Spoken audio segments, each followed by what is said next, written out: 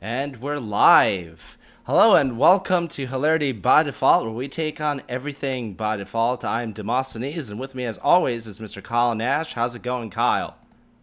Man, you know what? I'm ready to do the thing. That's all I can tell you. It's time to do the thing so people will put the comments in the doobly doo.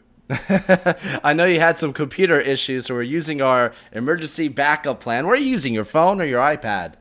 I'm using my iPad, It's which coming in. I'll be honest. I'm impressed at how clearly that's coming through, man.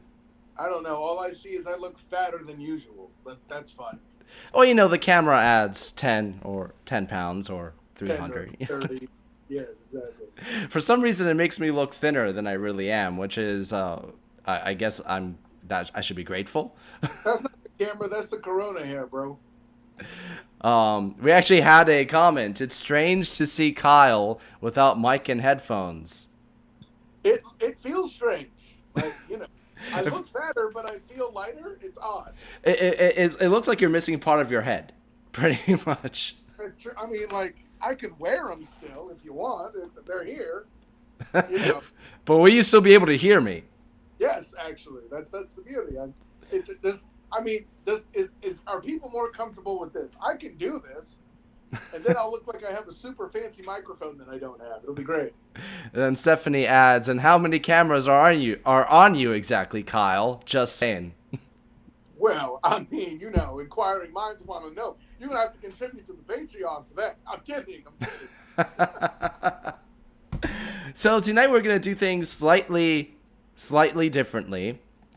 For starters, we're gonna do a our first time video on one of my favorite actors of all time, and I'm very curious to see if my guess is correct and it is indeed the movie I'm thinking of as your first time. We're gonna be talking about one of my favorite actors, Cary freaking Grant. If that is not his middle name, it should be his middle name. Now, we did a review of this earlier in the year. Well, actually, last year. We did a required viewing of North Northwest, which is one of my favorite films. Undeniably required viewing. Yeah, like movies that end in very silly fashion and have no real plot string it, things together. Sure. it ends with a sex joke. I mean, any film from 1959 that ends with a sex joke, it tops of my. I can't say that, but. Wow. What was your first time seeing Cary Grant in a film? Was it North by Northwest? It was actually. It was something. It was one of these things where like my first memory of it is dad flicking channels, and it was probably even the famous crop duster scene, right? You know, and for some reason he had me watch that, and then I had to go somewhere. Whether it was a basketball game in that day or whatever it was, but even then I thought it was interesting. Although he makes some odd decisions, like why do you do certain things you do when you're in battle against a crop duster? I don't even know, but still, What would you do if you're in battle against a crop duster in the middle of an open field? I mean, I mean, here's the thing. What is it that crop dusters actually drop? I don't even know. Like, I think I would be more disturbed by a bird taking a poop on my head than I would be, you know, whatever that thing I'm dropped. not an expert, but I believe that those were pesticides. Oh, So that's actually scarier than a bird doing what it does. And if I'm wrong about that, let me know. But that's what I think that crop dusters do. That's been my understanding at the very least. well, then in that case, here's an idea. Let's, not stay in the field. But Well, this has turned into a field crop dusting survival guide rather than our first. yes. Well, and I had another random thought too here. So, for all the jokes I make about golf not being a sport, one thing the pandemic has forced me to do, because playing football or basketball is not safe, I've actually taken up golf in the past few weeks, and something struck me. Like all of Lightning, this crap. What's that? lightning. Not yet, but don't make jokes. I am in Florida. I know. Um, but now all I can tell you is, as stupid as it sounds, The Legend of Bagger Vance, that whole speech about trying to find the perfect swing and all that, makes perfect sense. Now, don't get it twisted. That's still a crazy movie that's not really worth a lot of your time unless you really like Matt Damon. But I did understand that speech a little bit better. I'm just going to say. What is happening to you, Kyle? My entire life of knowing you, you've been an anti-golfite. Well, no, but I always knew it would be time when I was older, and it was time to negotiate for business and stuff when I was successful. I mean, I'm older. Yeah, so. What does that have to do with Cary Grant? Absolutely nothing. I'm sure Cary Grant played golf at some point in his life. I would play golf with Cary Grant. Yeah. I'd play badminton with Cary Grant. I mean, that's. Listen, I'm trying to think if Cary Grant ever played golf, but nevertheless, in any of his films. But my first time with Cary Grant is actually kind of an interesting story. So it was about the time I first got interested in classic films. I think I've mentioned this on the show before, but I felt that we should highlight it in a Cary Grant episode specifically. But my father introduced me to Charlie Chaplin, and I'm like, I didn't want to watch a black and white silent film, whatever, but I sat down, I watched it, and I got a big kick out of it. Watching Charlie Chaplin changed my life.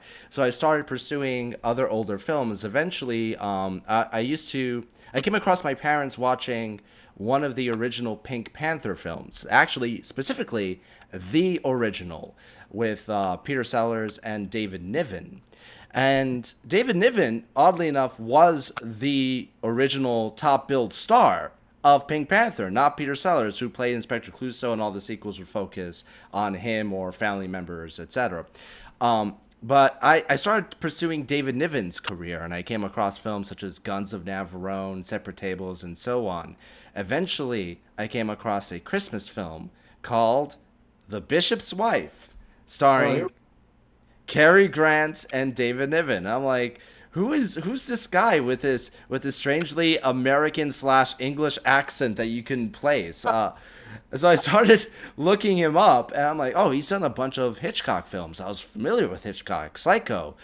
I saw the cover, North by Northwest. I'm like, that's the guy that got chased in the field with the plane. It's like one of the most famous scenes in film history. So I sat down and watched North by Northwest, and pretty soon I was a big Cary Grant fan, especially because in a lot of his roles, he's always had a lot of versatility. You can watch him in a dramatic role and it just tears your heartstrings apart, or you can watch him in something absolutely hilarious, such as Bringing Up Baby or the Philadelphia Story, etc. Or if you can watch him in a pre-Indiana Jones-esque type of adventure in films such as Gunga Din, which directly inspired Temple of Doom.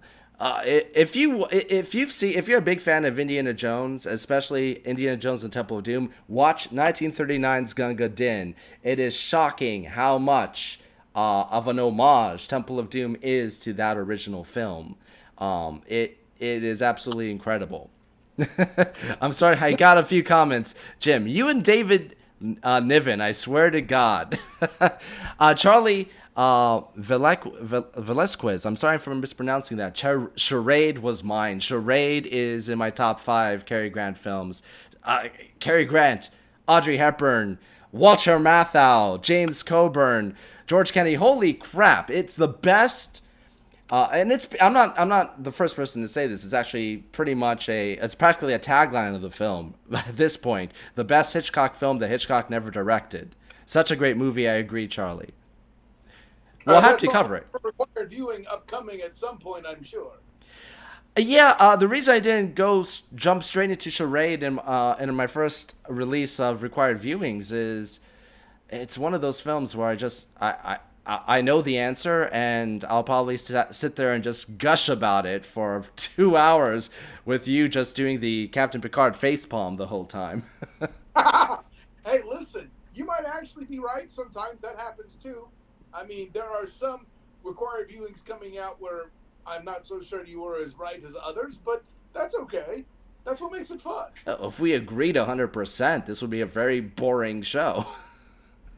You know, well, I mean, listen, there are people who could agree with talent. I don't know who they are, but they can. We need to release a few more required viewings before we get to that conclusion. Have you seen any other Cary Grant films beyond North by Northwest? I mean, so a lot of my North by Northwest or Cary Grant fare, falls into the Hitchcock category, right? I mean, obviously, Charade upcoming, is one of the ones I'm looking forward to, just on the pure basis of what's his word, curiosity.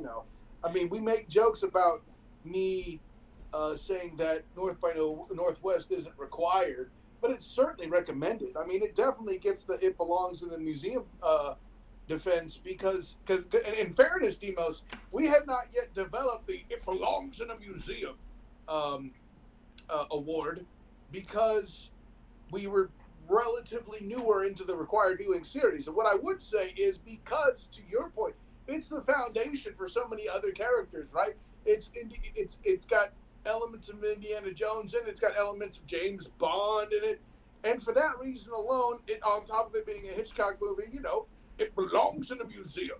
It's actually quite the other way around. The James Bond series itself acknowledged North by Northwest as a big inspiration to the tone and feel.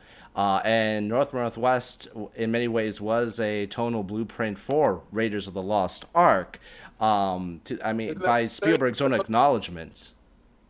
Didn't I say that? I thought. No, yeah, but the way you worded it was almost like it was the inverse. So I'm specifying. Okay. Make it clear. Yeah, no, I'm trying to point North by Northwest as the granddaddy that inspired the others. Yeah, no, if that was unclear, let me be clear in saying that's not what I was saying. So if North by Northwest is the only Cary Grant film you've seen so far in its entirety, and you mentioned the Hitchcock films, and Jim Linehan joining us again, welcome Jim, actually mentioned something.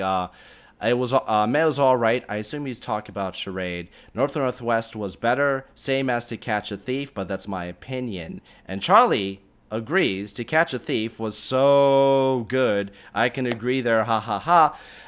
Yes, Cary Grant did 4 Hitchcock films. He did Suspicion, he did Notorious, To Catch a Thief, and he capped it all off with North by Northwest. To Catch a Thief and Notorious in particular are 2 of the best Hitchcock films ever made. Notorious is... I'm going to avoid the pun and just say that it was incredible. It's Cary Grant playing James Bond. Wait a minute. You're avoiding the pun on this show? By the way, I want the record to show I've also sampled Father Goose. That was a good time. I enjoyed that thoroughly in and of itself. That was the second to last film, Father Goose. Before he did Walk, Don't Run. But I think that this actually is a good spot for us to explore what future required viewings to do with Cary Grant. Especially, I mean, you've had your first time. Now it's time for your second and your third, I guess. But at least for the full course meal, like I said, some of the greatest films in cinematic history, going back, like I said, Bringing Up Baby, Holiday, The Awful Truth, a lot of films that I tend to like some of his smaller fare. One of the hardest films to find of his filmography was the 1950 film called Crisis, where it's a fairly serious film. Some comedic relief, but mostly serious. So he's a brain surgeon that gets kidnapped in South America to perform brain surgery on a dying dictator. It sounds ridiculous, but it's actually quite riveting, and it's one of those unsung gems in his career. I can see some theirs there, and listen, I know it's trite, but like Mr. Blanding's Dream House, yes, deserves its props too. So you've seen it? What's that? You've seen it? I've seen most of it. Yes, it's another one of those things where my dad liked to flick channels too much, and then he would have it on alongside of like a football game or something. So like, well, now I've missed all this other part. Damn it. But no, Mr. Blanding's Dream House. Listen, I could definitely make an argument that has the grandfather defense for a movie such as Office Space or something like that. I mean, yeah, sure, there are plenty of the Money Pit comes to mind, for example. Oh, the Money Pit is very much practically a remake of Blue Mr. Oh yeah, Blandings. oh yeah. At least in that day, they were worried about not ripping somebody off, so they'll at least change the title of the stupid thing. They don't sleek back and call it a reboot, right? No, yeah, I mean, but I could argue it's a precursor to movies such as Office Space, like that take a situation like that and just go, and here's what happens. Here's a commentary on it. Well, Charlie mentions, what about Operation Petticoat? My dad loved that movie. Yes, Blake Edwards, also the director of the Pink Panther. Cary Grant, Tony Curtis, great comedy, and it is on the list. We are planning at one point, I know this sounds ridiculous, at one point we're going to have a month of required viewings dedicated to submarine films. Operation Petticoat's on the list, Hunt for Red October, 20,000 Leagues Under the Sea, and a couple of other surprise films. I mean, listen, it sounds bad. There's even a joke out there that's saying people who read books about submarines are old or whatever. But I think you'll be surprised, folks, on how good a month you have in mind here if you're a classic movie film. I'm just saying. That would be an interesting thing to pursue. What is the greatest submarine movie of all time? Oh, for goodness sakes. See, part of me wants to almost give the default win to 20,000 Leagues Under the Sea because it's based on the Jules Verne classic, and it is in its own rights a great film. But I think that month might determine it, because I'll be honest, Hunt for Red October, that's golden competition. It's not even a shame, the fact that we have two such great films competing. I mean, if you don't put that in the ring of this Royal Rumble, you're doing it wrong. And some people agree here. Charlie says, sweet, that's amazing. Jim says, Hunt for October or Das Boot. Stephanie says, 20,000 Leagues Under the Sea. Charlie says, Down Periscope. Haha. Yes, we are going to. Yes. That is on the list as well. Down Periscope. That's what I'm talking about. Someone came in there with Down Periscope. Bless you. But I do want to stress as we close this segment that if you're looking for one of the greatest actors in American cinematic history, you could do worse than Cary Grant.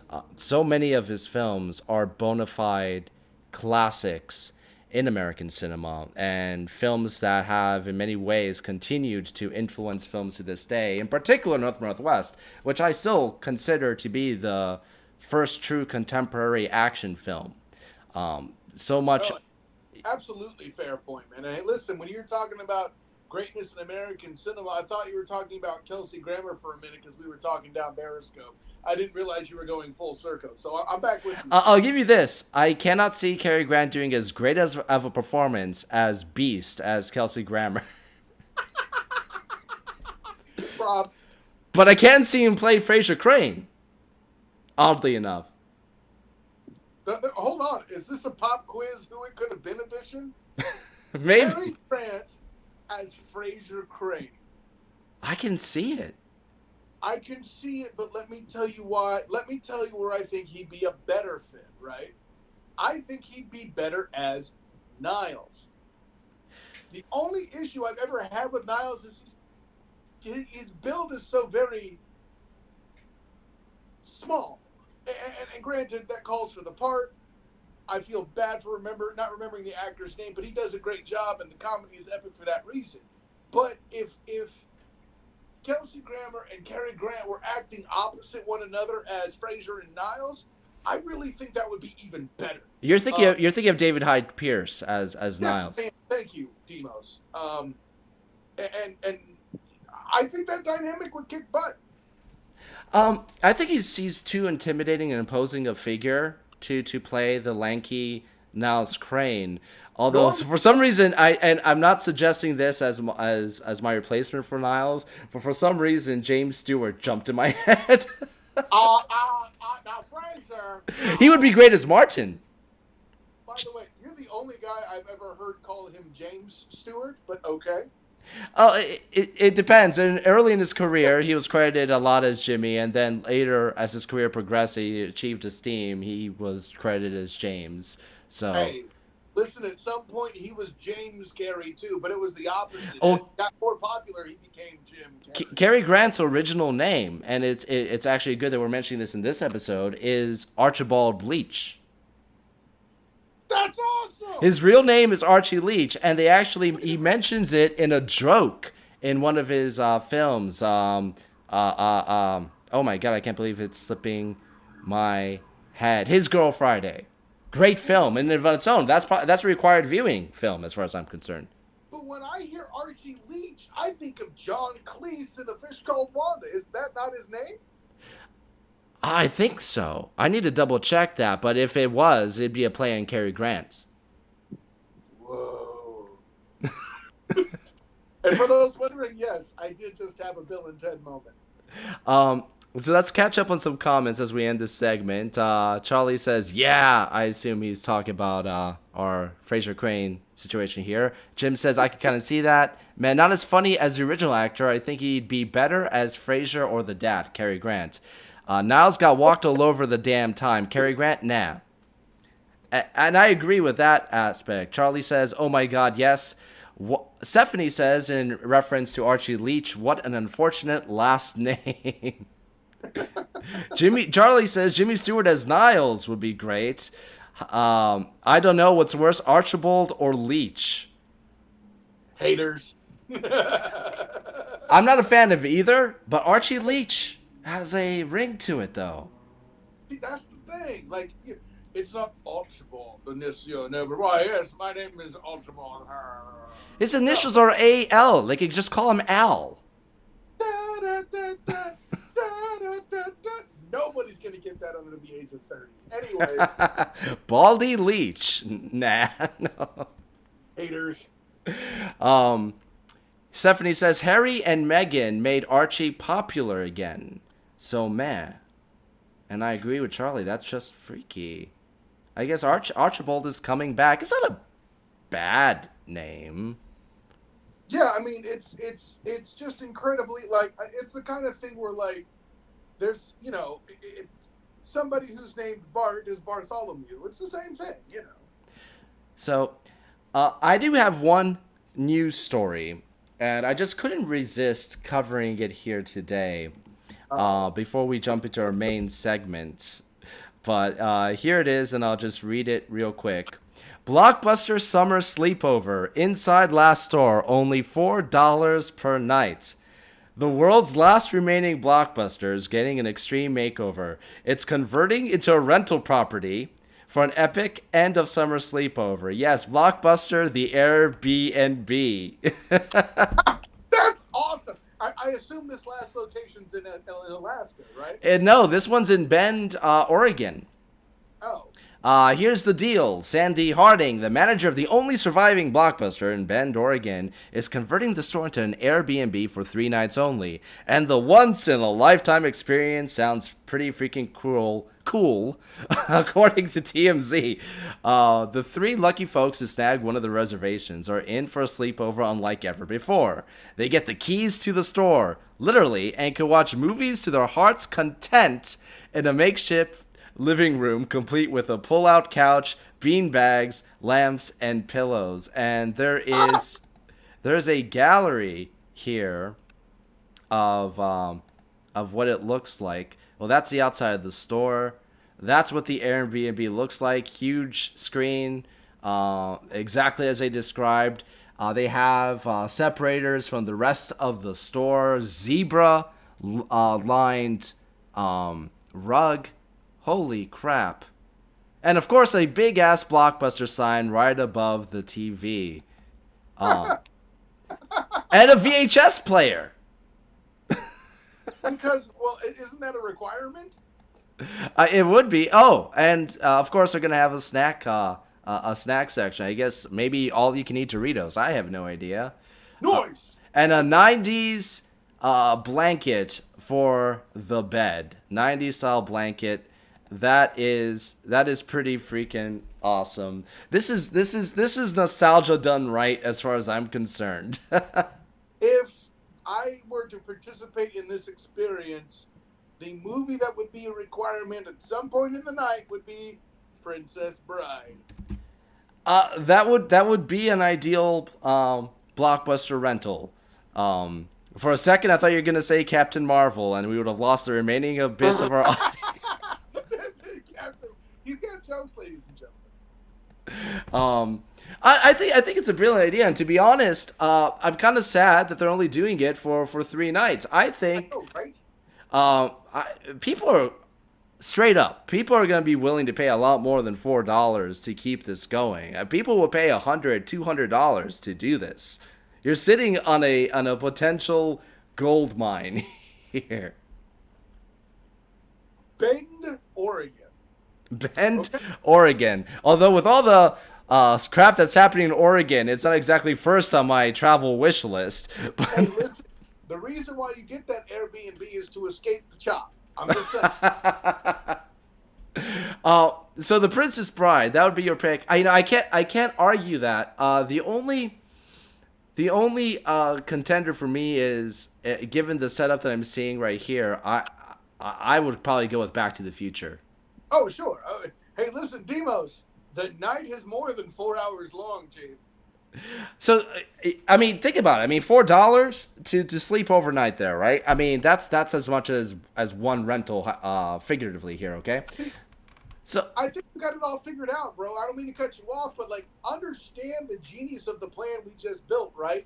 You hook up, you hook the Airbnb up, you got it there. You know, somebody out there in Bend, Oregon joins you. Okay, maybe that's the far-fetched part, but like, you have somebody come over to experience it with you. You watch Back to the Future. They leave. You and your significant other are there in the Blockbuster. You watch The Princess Bride, and then you celebrate the event afterward. It's a perfectly laid out evening. I wonder, given that it is, I'm going to go there, and I apologize for going there. But given that it is, you are sleeping in the middle of a store, essentially, and there are security feeds and so forth. How much privacy are you going to get sleeping in the middle of a Blockbuster store? They're going to turn them off, I would hope. I mean, let's face it. I know that there are some people out there that might have other fantasies of things to do in a Blockbuster store. Hey, you know what? Straight up, maybe they'll charge a premium fee to leave the security feed on, and then you get to keep the tape afterwards. Whatever. Well, hey, with COVID, I'm sure they're going to go over the top with sanitization, so you're fine. Oh boy. I'm getting a lot of suggestions about movies to watch in the Blockbuster. Yeah, let's jump in on that. All right, so let me go back. Oh boy, Okay, Jim. Yes, Blockbuster sleepover. That would be amazing if it wasn't in Oregon. Stephanie says, I'm having flashbacks to when I worked there. I mean, you'd be pulling an all-nighter, except you won't have somebody there yelling at you to put Indiana Jones in his right spot. Amen. Charlie says, I'd only stay there if I could have free run of the snacks, which Stephanie agrees to. Boom. Twitter's Milk Duds, num num num. Nom, nom, nom, nom, I mean, nom. that's... Listen, you don't say num, num, num. It's nom, nom, nom, nom. Come on, Demos. Oh, it's kind of funnier if you just read it phonetically. There is Num, something to num, that. num. It's the Steve Allen defense when he's reading the lyrics to All Shook Up. Ooh, ooh, yeah, I'm all shook up. Or Morgan Freeman reading Lady Gaga. Exactly. That's a good one too. Oh. Jim says you had me at VHS player, and Stephanie says you'd think they would have sprung for bigger TV or projector. That is really kind of funny because I was looking at the picture and the Blockbuster sign is pretty much the same size as the TV. It seems. Do you get fined for not rewinding? Brian McNichols asks. Oh hell yeah! And the fine will be the exact same price for the room stay. Exactly. Charlie agrees with Stephanie on the projector. Jim agrees with Princess Bride. Green Mopsa says that's 100% a Saved by the Bell bedspread. 100%, I agree with you, Green Mopsa. It screamed of that era. Fantastic pick and fittingly retro. Charlie says, hell yeah, got the comfy beanbags, 90s bed sheets, full run of a Blockbuster. I may have died and gone to childhood heaven.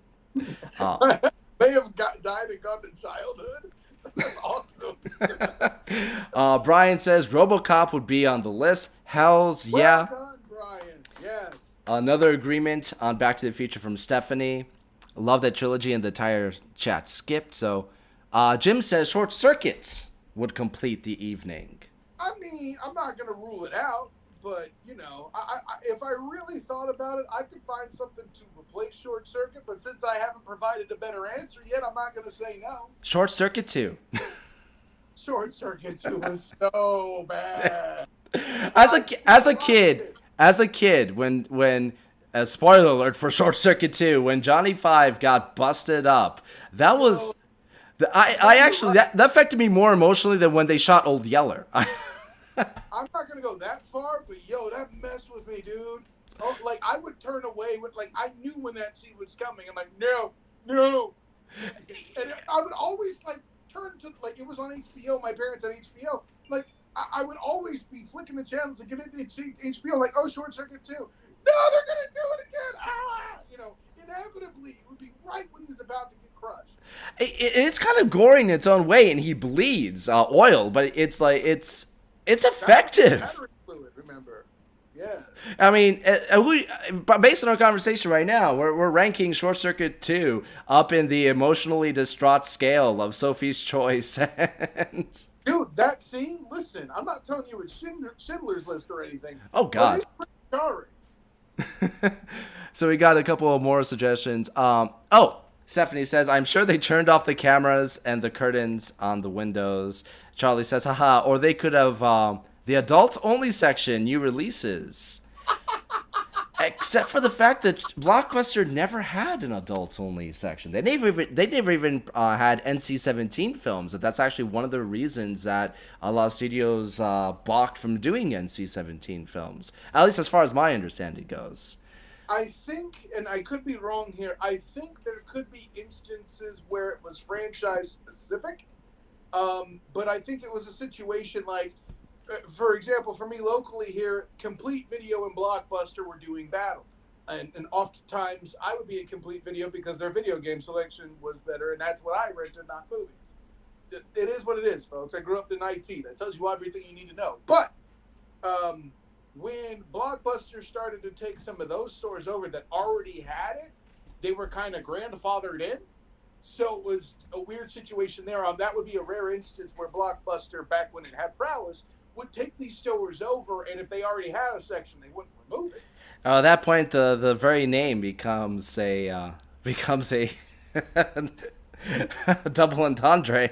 But fuck, baby. Yeah. Green Mopsa says, if I'm there, I'm watching the entire Tales of the Crypt from the Crypt series. Interesting choice. That's not a bad choice. It's not my first one, but I see where he's going. Charlie says, I would pay good money for Morgan Freeman doing Lady Gaga. Look it up on YouTube. I'm pretty sure he's done it. I know Christopher Walken has, and right now I'm 99% sure Morgan Freeman did it. So look it up. Tell me if I'm wrong, but look it up. I'll see that and raise you this, Demos. The Christopher Walken being mixed into the Poker Face song, doing the O's instead of Lady Gaga, is gold in and of itself. Or I might be thinking of Morgan Freeman when he read out What Does the Fox Say? So that I could be I could be making a weird mistake there, but either way. What Does the Fox Say is a ridiculously lame song, but I would love to hear Morgan Freeman reading it. I know he's done that for a fact, so I might be confused. Might be confused over there. Jim says $4, not that bad. Need inputs. 2 was bad, but it was still entertaining. Let's skip ahead a little bit. They're a franchise though, right? The company doesn't exist anymore. I think that at this particular point, that might be solely owned, but that might be an interesting deep dive for later. I'd like to do a produced piece about Blockbuster and the endless Friday nights you would end up showing up at Blockbuster with a group of friends, walking up and down the aisles for 45 minutes trying to figure out what you're going to watch. Now we do the same thing with Netflix and our streaming services now, but we just do it sitting on the couch. At least you got exercise at Blockbuster. Stephanie says the company filed Chapter 11 and liquidated the stores quite a long time ago. Let me tell you, liquidating an entire Blockbuster was torture, and it sounds like she's speaking from experience as she worked there. Charlie says, so then they could have that section. That is correct. Stephanie says, for a very, very telling item. That's all I'm saying. MCU marathon. Well, if you stayed all 3 nights, you could pull that off. Hold up, see, but like you got the wrong era. Yeah. That ain't no 90s stuff. Listen, if you're gonna have a marathon or something, it's you do Tim Burton Batman or Batman's and gosh, what else would be relevant? Maybe the X-Men's. Well, X-Men's kind of on the back end. See, superhero films weren't cool back then, so they don't have as many good ones. Well, the original Superman and Superman 2 are definitely. I was gonna say that, but like Dick Tracy. Does he count as I guess? Oh, he's a comic book character. Yeah. I mean, yeah, okay. I mean, you can pass with that. I mean, Big Boy Caprice and Mumbles, the transformations of those characters into real life from actors who you would never expect. See, I'm going to take a side tangent here so I can explain this real quick. Here's why Martin Scorsese is wrong about comic book movies not being cinema. Oh, boy. Okay? All you got to do is look at Dick Tracy. And I'm mentioning this for me personally. This ain't even my favorite movie. It's like, man. Like, you got one of the air quotes, spoiler alert, villains in it being Dick Van Dyke. How real a film is this, okay? Well, you make a film called Dick Tracy, you have to have Dick Van Dyke. I think it's an unwritten law somewhere. Now you're just making it sound like it's an episode of Coffee Talk. But anyways, I'll take that as a compliment. Fair enough. The thing is, how can it not be real cinema when you have Dustin Hoffman getting a damn... he was a supporting actor nominee that year for playing Mumbles in Dick Tracy. Big Boy Caprice being played by Andy Garcia. Al Pacino. Al Pacino, sorry, thank you. Was gold. Like, You're comparing two different eras. I'm sure when Martin Scorsese talks, I need to look at his comments again so I can give a proper rebuttal. So I'm going by memory here. But my impression of what he said was he was talking about an entirely different, the contemporary superhero films, the over-franchisization of what we're seeing, the cinematic universe, so to speak. He did say superhero movies in his defense, so he probably wasn't talking about Dick Tracy, but, I mean, listen, just because something's a comic book movie doesn't mean it ain't cinema.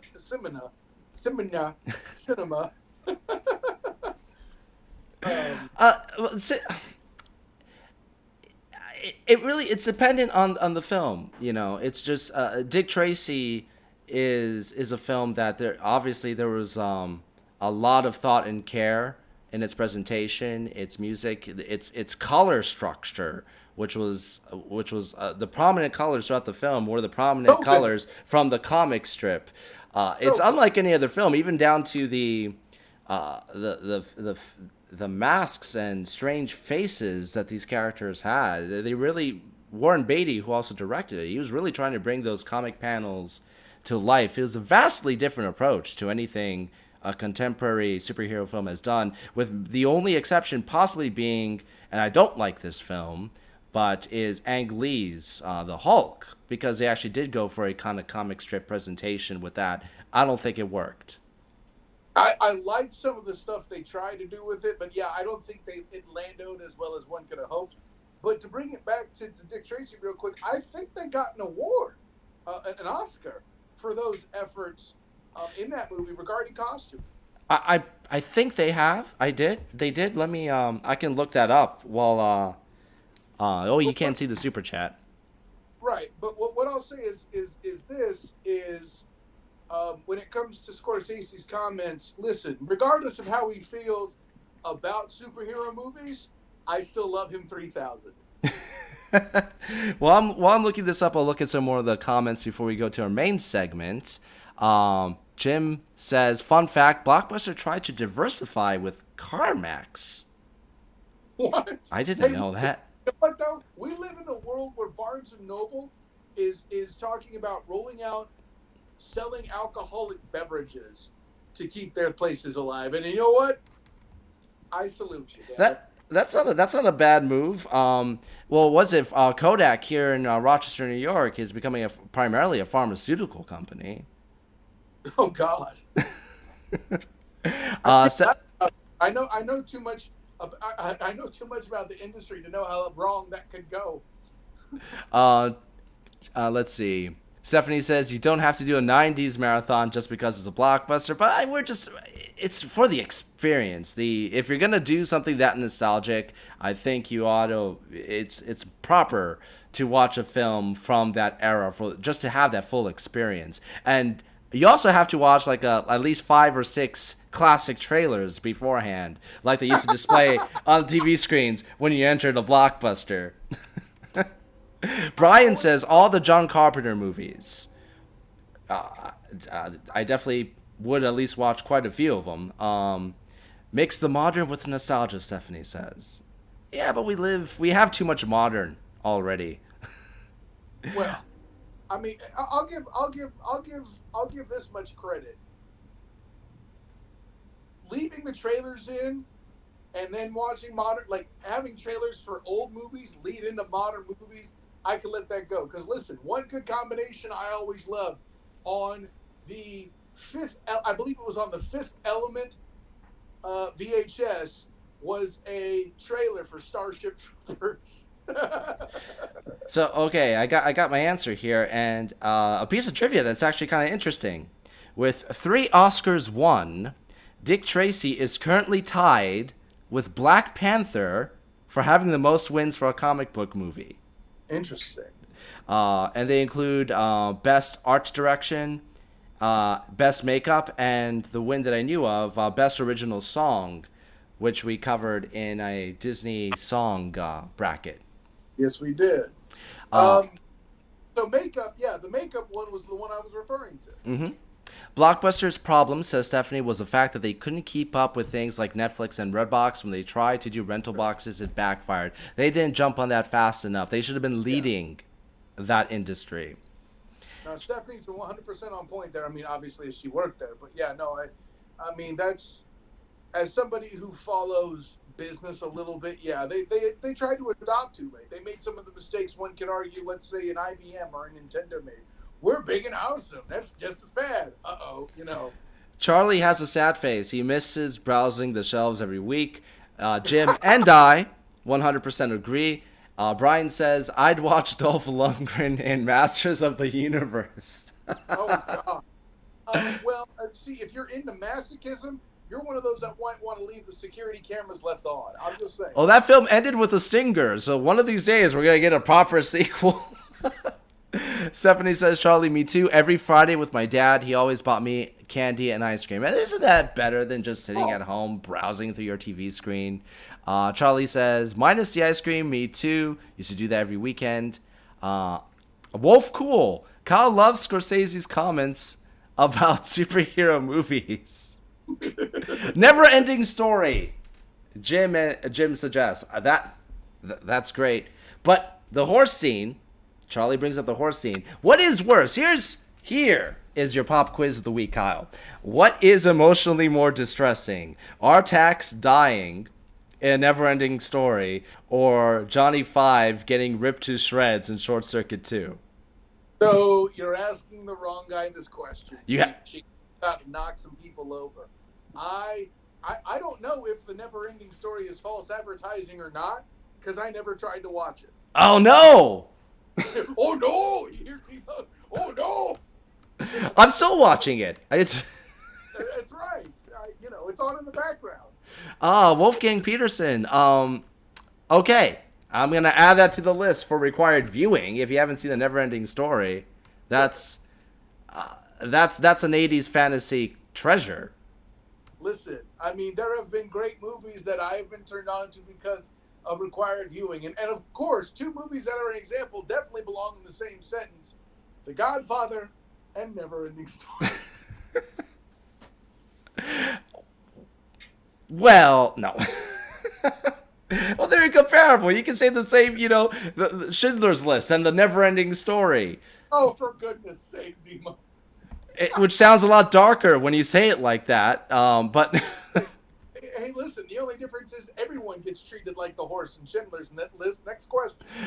Green Mobsa agrees. Dick Tracy is great. Brian says, my biggest memory of Blockbuster is the good new releases always being gone. That happened to me quite a few times. That happened to everybody, dude. Green Mobster says, Flight of the Navigator or the Monster Squad. Flight of the Navigator, yes. I love that film. Don't try to watch it now, though, bro. Like, that was great when you were a kid. It is cheesy as bleep. No. All the way around, and I'll explain. Flight of the Navigator. You can't talk here. It's cheesy as fuck. No. Follow me through on this. Flight of the Navigator is a film that's divided into two parts. The first half is the mystery of them discovering what caused the time jump, etc., etc. And the second half is the kid on the spaceship flying around with Paul Rubens doing his wacky robot voice.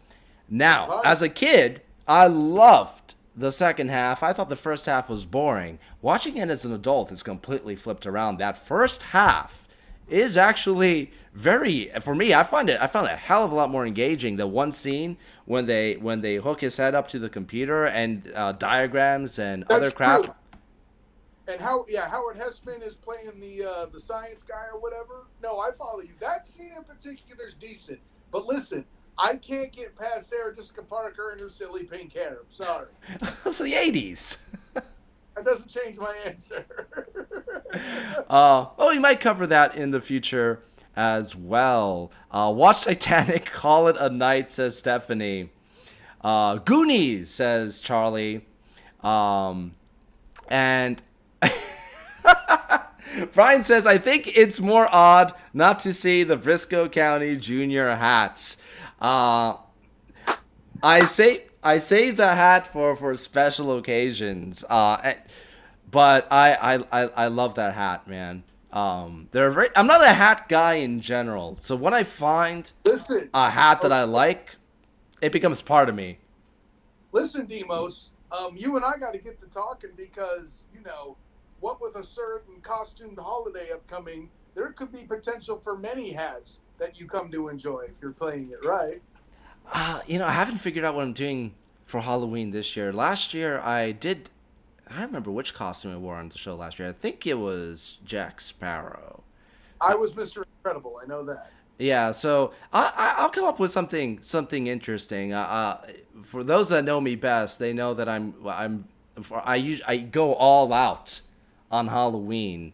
When I lived in Orlando, Florida, 10 years straight, I had some very large Halloween parties. Just a thing of Demos' Halloween costume, so he doesn't have to sound like he's tooting his own horn. Captain Jack Sparrow, Spock, Buzz Lightyear. Okay. I built that one from scratch. No, it was money as hell too, but that's not the only problem with that costume. It was so bulky, and that party, we had like 250 people show up to that party. I could barely walk around. I ended up having to take it off and just wear a damn cape because. But the truth was that was the best way to keep your personal space at the first part of the party. Let's be real. Oh, that's true. The only thing that saddened me was I couldn't make the wings pop up. I wanted to press the button and have the wings pop out, but I just had this terrible vision of somehow I screw it up and it decapitates the people next to me. To infinity and beyond. The beyond part might be correct. Charlie says Goonies. Yes. I think I may have mentioned that already. Skip ahead a little bit. Cloak and Dagger? Jaw, says Daniel Yorick. It's a better movie than Flight of the Navigator, and it's the same young boy actor that's in it. We're getting suggestions for War Games, Last Starfighter, The Wraith. Charlie Sheen kills it in that one. Last Starfighter again. Jaws is a good Spielberg movie. That's funny because we'll be talking about Jaws. Maybe we'll be talking about Jaws. We'll be talking about Spielberg movies in just a moment. 2020 is the only year where you can say, I like your mask on a day that isn't Halloween, says Stephanie. Yes! That actually, would that be the scarier costume this Halloween, not wearing a mask? I want to hear that answer in the comments. Too real? Operation Petticoat is my fave, says Brian. At least I'm saving on foundation. Well, Demos used to live in Florida. Plus, you met Kyle in person. Kyle and I used to live near each other. We met while I was in college, and he's haunted me ever since. Yes. So Kyle and I go way back. We go back many, many years. I guess a lot of our interests are, as you've probably seen on the show, are vastly different. Kyle is much more of a sports guy and much more of a film. Kyle is the default of hilarity by default in many ways. And that's the greatest compliment I can give a person. Yeah, I was about to say, like, our original incarnation of the show was me being analyzed. That's the word I'll use. Now I am the default. We did work on a few other video projects in the past that culminated in you and I actually covering the NFL PA elections in Disney World. Very good. In 2014, we if when we release this at a later point, Demos wants to put it in the doobly-doo. I'm interviewing Richard Sherman, Johnson Batamosi, Tremont Williams, Jason Witten, Jeff Saturday, very good. I never interviewed Saturday, but he was there. I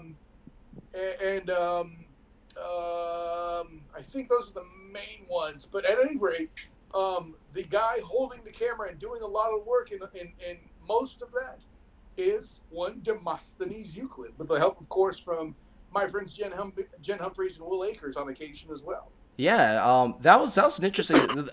That job had one of my favorite side perks of anything I've ever done. Disney gave my own personal coffee station with like 10 different flavors. Those bottles, and I remember them telling me at the end of the first day, I'm like, so I saw that they were throwing away the bottle that I just used. I'm like, I only used a little bit of it. It's like, well, for sanitation, if you use a little bit, we have to throw away the whole bottle. So I looked at him like, well, then should I just take them home? He's like, yeah. So I didn't know about that. By the end of that, I had like maybe 30 bottles of like amaretto flavoring, caramel flavoring, the whole thing. That was important. Each one of those bottles is like $10-$20. Legit, yeah. Listen, man. Hey, in that day, listen, you were paying rent, son. I get it. But Richard Sherman, this is the thing. This actually marks their difference extremely well because Kyle, the sports head, he knows all these guys. He knows all their stats. He knows everything about them. I have no idea who these people are. So I'm just sitting around joking back and forth with Richard Sherman, who found my name fascinating. And I'm like, I look at Kyle, I'm like, that was one really nice guy, not knowing all the controversy. Who had said the wrong thing, he would have gone to work on you like Michael Crabtree, for those who know. Yeah. Anyway. Well, let me catch up a little bit on these comments, and then we'll jump into our segment. So, once again, a lot of great suggestions here. I can't get to all of them, although I say Green Mobster says Toy Shoulders was on Aston. Some talk about hangovers. I don't think they're talking about the movie. No, because the movie's awful. That wouldn't be on my list, I'll be honest. Or the hangover, same. A lot of talk. Ugh, amaretto. No, nobody says ugh, amaretto on my comment board. What can Kyle say except you're welcome, asks Charlie. Boom! Charlie's my new best friend. So tonight we're gonna talk about one of my favorite directors, Steven Spielberg. Many of my favorite films are made by this great. I mean, I'm at a loss for words when it comes to speaking about Steven Spielberg and his varied career and all the different influences he's had on my life and my work, especially his early efforts. Tonight, I thought it'd be a lot of fun if we talked about our top 5 Spielberg films. Now, how do you compare a film like Saving Private Ryan or Schindler's List to Hook and The Terminal? So Do you understand how much of a killer that is? Like, instead of Rufio, the guy's looking at a list and sees the name Rufio on it. Like, that shit gets dark real quick. It's Stephanie says there just 5. Yes. I'm gonna give my 5 and Kyle's gonna give his 5. So I'm kind of curious to see if we have similar top 5s. I have a feeling it might be the case, but specifically, we're going to be talking about his more mainstream popcorn films. Yes. We'll save the dramas and the historical dramas for another episode. I think that it'll be easier to rank them this way. And just to show, here is the list we'll be pulling from, starting with Duel in 1971, Jaws, Close Encounters, 1941, Raiders of the Lost Ark, E.T., Temple of Doom, Last Crusade, Always, Hook, Jurassic Park, Lost World, AI, Minority Report, Catch Me If You Can, The Terminal, War of the Worlds, that coaster that came with my Indiana Jones box set, Adventures of Tintin, The BFG, and Ready Player One. What we're saving for the next time we revisit this are these films as follow. Now, Kyle, before we start, talk to me a little bit about your experiences with Steven Spielberg. And not in person, but... Well, yes, I shook his hand and he said, "You have a mighty grip. Were you an offensive lineman?" No. Listen, when it comes to the Spielberg, first of all, that's an Animaniacs. Shout out for those who don't know. If you don't know, you better ask somebody. It's called YouTube. Anyways, no, but I mean, whenever it's a Spielberg film, you're at least going to have fun, even if it's a dark movie. Like, there are fun moments in Private Ryan, okay? That's a fact. But I wasn't about to put it in this. Listen, if the opening of your movie has a door to a boat coming down or a bay to a boat coming down and shows numerous soldiers getting shredded, I don't think you're a popcorn flick. I'm just going to throw that out there, okay? But just, I assume lighthearted and fun, and when he's not impeded by people who can't write scripts like George Lucas, smart too. My first experience with Steven Spielberg came from a photograph that I saw in TV Guide when I was very, very young, and it was such a powerful image that it caused me to track down and watch his films. Seeing this image made me think these are important movies that I need to see, and I'll explain what that image was as we go through our list. So, Kyle, I'm going to start with number 5. What is your pick? Well, first of all, I make all the jokes about it as I do, but listen, if you have Steven Spielberg and you were going to associate him with a DJ hype call, none other matches Rufio. Okay, of course, then if you say it as Dustin Hoffman as the captain himself, Rufio. It's very ominous. But I have Hook at number 5. There is so much in that movie that just went right. Listen, we could talk about good casting all day, and people will give Dustin Hoffman, listen, Dusty did his thing. The immortal Robin Williams, as the kid who won't grow up, it writes itself. But the one that was more challenging, one could argue, to find and delivered, listen, somebody else may have been able to fake their way to being adult Peter, though probably wouldn't have done as good as Robin Williams. Somebody else may have had good form in playing Captain Hook. But at the end of the day, no one could have done Smee as well as Bob Hoskins. That whole situation, the child actors, all of it. That chemistry, holy crap. Yes. If there were any more chemistry, there would be explosions on set. The only Well, exclusion that, of course, being Julian Roberts with her off-camera issues in her personal life. I well, won't go they back. did blow up that toy boat. That's true. They also blew up Tinkerbell's house, technically speaking, as well, but that's a whole other question.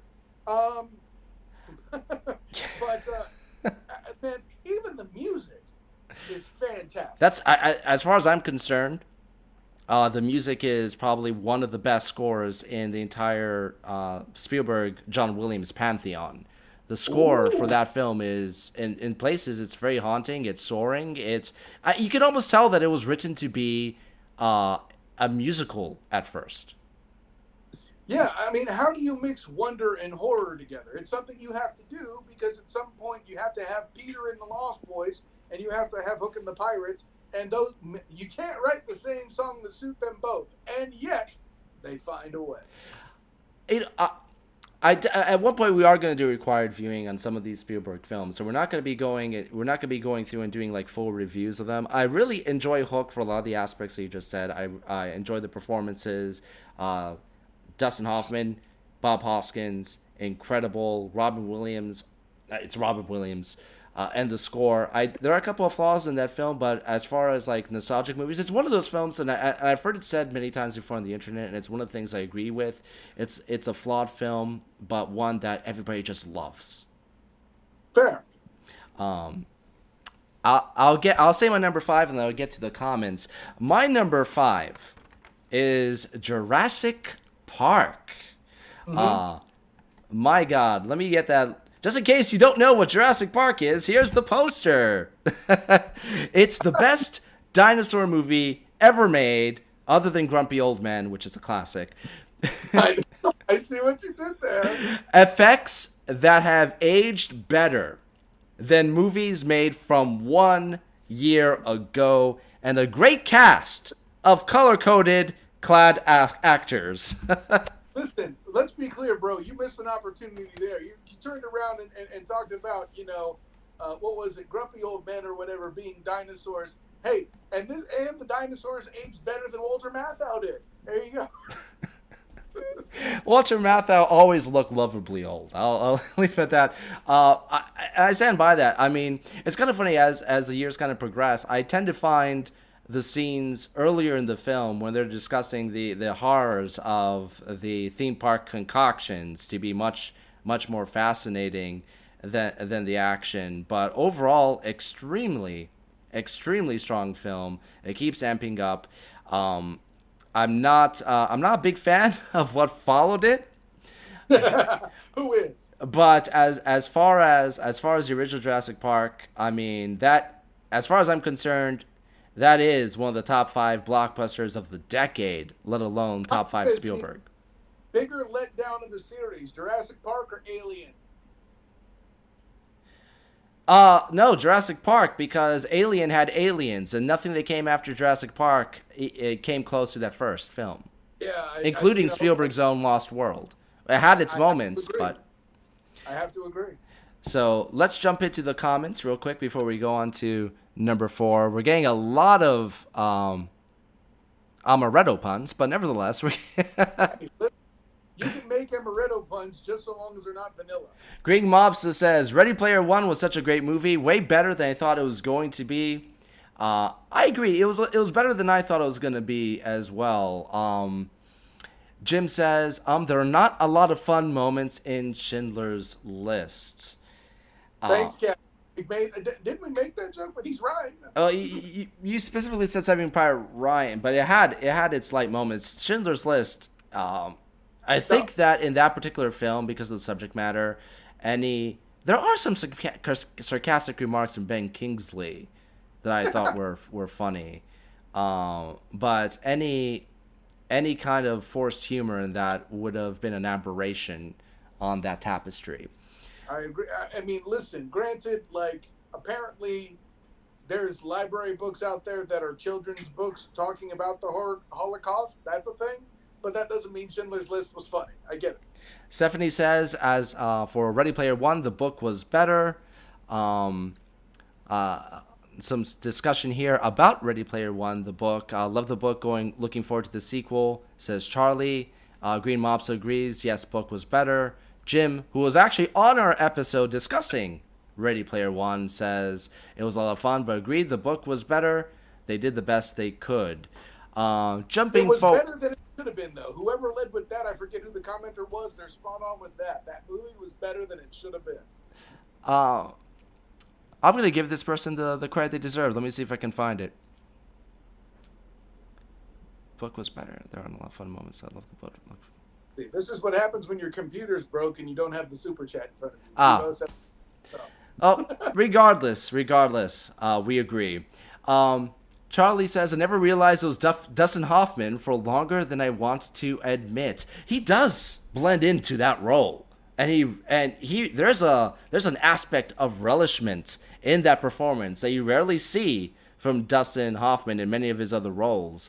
It's an amazing performance overall. Most bigger surprise, Dustin Hoffman as Hook or Dustin Hoffman as Mumbles? Dustin Hoffman as Dustin Hoffman. It's Mumbles is too small of a part to make that comparison, though. True. I mean, you do have the top billing that would reveal it. But I would say Mumbles just in general, because I feel like he altered himself a lot more to be Mumbles. I love the cast in that film too, but it left such an impact that you not only remember that smaller character, you remember his names, you remember the performance, so it was effective for sure. I think Brian has a suggestion for a submarine month. He says, okay. Titanic, it became a submarine. First of all, that's wrong for two reasons. A, Demos is the master of bad puns, stop it. And B, you actually were going to make us watch Titanic? You're a horrible person. Stephanie says, welcome to Jurassic Park. Jim says, dude, number 5. I think he's talking about Jurassic Park. Well, it's because of my next top 4 are even great. Listen, when it comes to this list, we're comparing some of the best films of the best. All right. In some of these cases, I'm sure that the films can be somewhat interchangeable. But for the time being, this is where they're going to be. Don't worry. Some of us fix that. Don't worry about it, bud. Anyways. Schindler's List, the comedy. No. Wait, you know what I want? I want Mel Brooks to write Schindler's List, the musical. That's what I want. Daniel says, Catch Me If You Can is underrated. Indeed it is. Catch Me If You Can is one of his best from the 2000s, clearly. And yes, Charlie says it wasn't a typical Hoffman role, but he nailed it. I think that's what makes. I think that's probably why there is such relishment in that performance for playing almost against type. Yeah, that's called talent, you know. So moving on to number 4, Kyle. So for this entire analysis, one could argue that we're going to need a bigger boat, which is a great segue into my number 4. I have Jaws. Listen. Pardon my bias for being a scuba diver when, the world isn't filled with pandemic and I'm allowed to leave the damn house. But Jaws was something that not only blew the minds of people and in a way, it actually gave a negative stigma to a species that's only dangerous when you do the wrong thing. It's funny how much they have to they have training out there for divers to be like, listen, sharks suck. So long as you're not bleeding or, messing with them, they don't want anything to do with you. Yeah, you regularly go to the shark's house. According to TJ, yes. But because of that, because of Jaws, Tokyo Jameson has been allowed to believe that the shark's house is scary. Well, I'm not even going to follow up on that too much because my number 4 happens to be Jaws. Apparently another reason we're going to need a bigger boat. The most intense and satisfying movie about fishing ever crafted. A great male bonding adventure pairing the reluctant everyman with the obsessed hunter and the sarcastic scientist. I mean, let's talk about this cast for 1 second. I mean, Richard Dreyfuss, holy crap. Robert Shaw, Roy Scheider. I mean, it's kind of funny when you watch interviews with Spielberg and he's talking about Jaws and he kind of refers to it as a comedy. It has moments. it has its moments, and there are a lot of hilarious moments and miss the heart. Oddly enough, Jaws never scared me that much when I was a kid. I was much more pulled into the drama and the tension surrounding the issue Fair. they were facing, and just almost the futility of one little boat going out to try to capture one shark that is able to drag the boat around like you're dragging around a water skier. Yeah. The inventiveness that Spielberg had to take because of the mechanical shark nicknamed Bruce having the issues that it had. In many ways, a lot of the greatest tension in Jaws, I think, is a happy accident because they had to be creative and think outside the box, and it captured lightning in a bottle. Hey, listen. All I can tell you is the one scene that I found scary, because I'm with you. A lot of it was the tension and all that. For me as well. The one scene I found scary is the one that everybody does. I mean, like I was constantly regaled by the story. Spoilers, I guess. What's that? Spoilers, I should say. Yeah, well, it's not really a spoiler. I mean, you know there's a shark, but like it's the big reveal is what I'll say, and it's what happens before the bigger boat line. Everybody knows the bigger boat line, so yeah. But my dad used to inform me that you're going to need a bigger boat line is one of the most missed in Hollywood because what happens beforehand induces so much fear and screams. Heck, my mom even got scared and was like, and like all hugged up on my dad. They were on a date, right? So like, that because that was all going in the first watch for that generation, you missed. You're going to need a bigger boat. But It was the first. It was the first close reveal of the shark. right, and listen, here's where I give Scheider credit. If somebody was going to take a face, an expression off a person as to what fireball looks like, that's it. Okay, there you go. Roy Scheider was probably one of the most underrated actors Excellent. of his era. The only way to improve Jaws outright is if they had the opportunity to do a DVD commentary using Steve Irwin. Let's jump into the comments. Hook is a half an hour too long. I actually kind of agree with Daniel on that one. Let's see. Jaws was so scary, says Charlie. I swear to God, if you say AI, Demo, says Jim, maybe I will. Maybe I won't. We'll see. Wolf Cool, we need a bigger boat. Jaws, the first one is the only good movie. I definitely agree. I think that the second one is watchable. I don't think the second one is a bad film. It's mediocre. There's watchable. Yeah, it has Roy Scheider, and Roy Scheider, once again, almost makes anything watchable. And oddly enough, the ride that used to be at Universal, the entire ending of that ride was based on the ending of that second film. Brian, it should be a top leader. Once again, if somebody were to come to me and say Jaws was their number one, I would not argue. These are the types of films that we're dealing with, as far as I'm concerned. Fair point. I think Jaws should be in the top three, says Charlie. Stephanie says, I'm surprised that movie even got made after the shark stopped working and sunk to the bottom of the ocean. And that's exactly what I'm talking about. It's the thinking outside the box. You have to finish this film. What do we do? And the creative solution they came up with, I think, made the film what it is today, outside of the performances. How many stories are there about horror or suspense movies having to overcome either a low budget or some sort of MacGuffin adversity to then make them great because it draws more from the actors, man. It's a timeless story that happens time and again. And it was a lesson that Spielberg knew and learned for a lot of his early films, is to keep the monster unseen for as long as possible. It's something that he did in Close Encounters. It's something that he did with the Power of the Ark in Raiders. Heck, even Night Shyamalan does it well in Signs. Okay. No, not seeing the monster. Listen, he did that right there in that movie. Say what you will about the rest of it.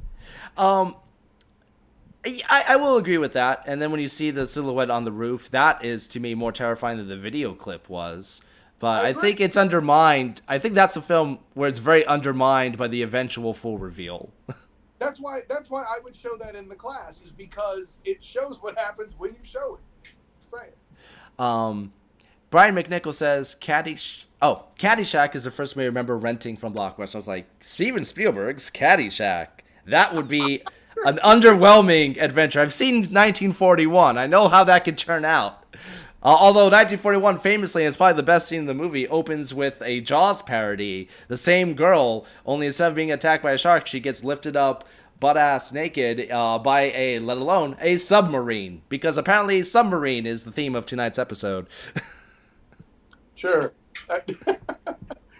Let's get to the next one, man.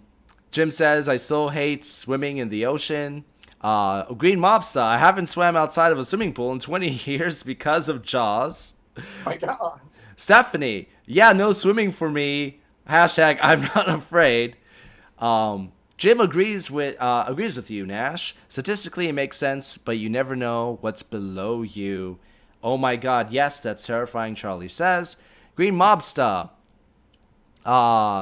jumped. Where was he? I always get close to the water with my son, then the theme plays in my head, and that stops all progress. Literally 20 years. We need to get him and his son to see Moana. That might make you feel better about the ocean. I'll throw that out. Stephanie, I'm going to add Fireball to the short list of Kyle's vocab. You might as well add in the face and hoo-wah. Hoo-wah. You are correct, sir. Green Mobster, the shark model they use for the movie, sits on top of a pole at a marine junkyard.